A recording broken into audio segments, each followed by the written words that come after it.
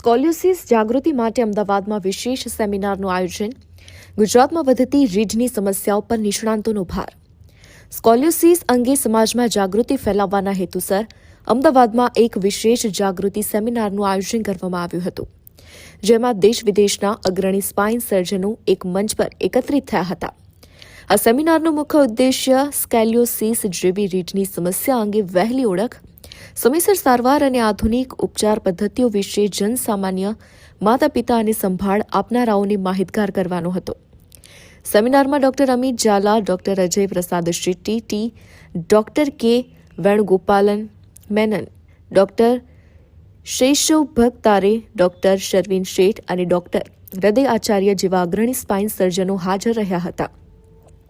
તબીબી અભ્યાસ અનુસાર ગુજરાતમાં દર 100માં અંદાજે 2 થી 3 બાળકો અને કિશોરોમાં સ્કોલિયોસિસના લક્ષણો જોવા મળે છે, જ્યારે અમદાવાદ, સુરત, વડોદરા અને રાજકોટ જેવા શહેરી વિસ્તારોમાં છેલ્લા એક દાયકામાં સ્કોલિયોસિસ અને અન્ય રીઢની સમસ્યાઓના કેસોમાં 20 થી 30% ખૂંદ વિશેની માહિતીમાં આ એક અવેરનેસ પ્રોગ્રામ છે અથવા તો જનજાગૃતિનો પ્રોગ્રામ આપણે કહી શકીએ કે આપણા સમાજની અંદર અત્યારે આ ખૂંદ વિશે બહુ માહિતી કોઈને છે જ નહીં, અને એ માહિતી લોકો સુધી પહોંચે એને માટેનો આપણે આ અભિગમ એક કરીએ છીએ.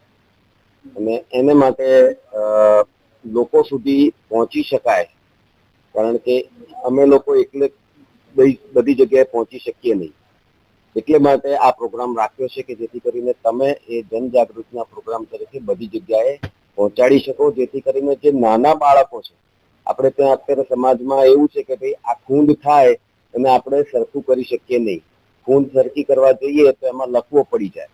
એટલે માટે જ્યારે એ બાળક લગ્ન કરવાની ઉંમરે આપણી પાસે આવે છે ત્યારે ખૂંદ ઘણી બધી વધી ગઈ હોય છે અને ત્યારે એના રિસ્ક ફેક્ટર્સ પણ વધી જાય છે. એટલે આમાં અર્લી ડિટેક્શનથી આપણને ઘણો ફાયદો થાય. એ આખો મુદ્દો છે કે અર્લી ડિટેક્શન કરીએ તો એ બાળકોને ઝડપથી આપણે નોર્મલ બાળક જેવા કરી શકીએ.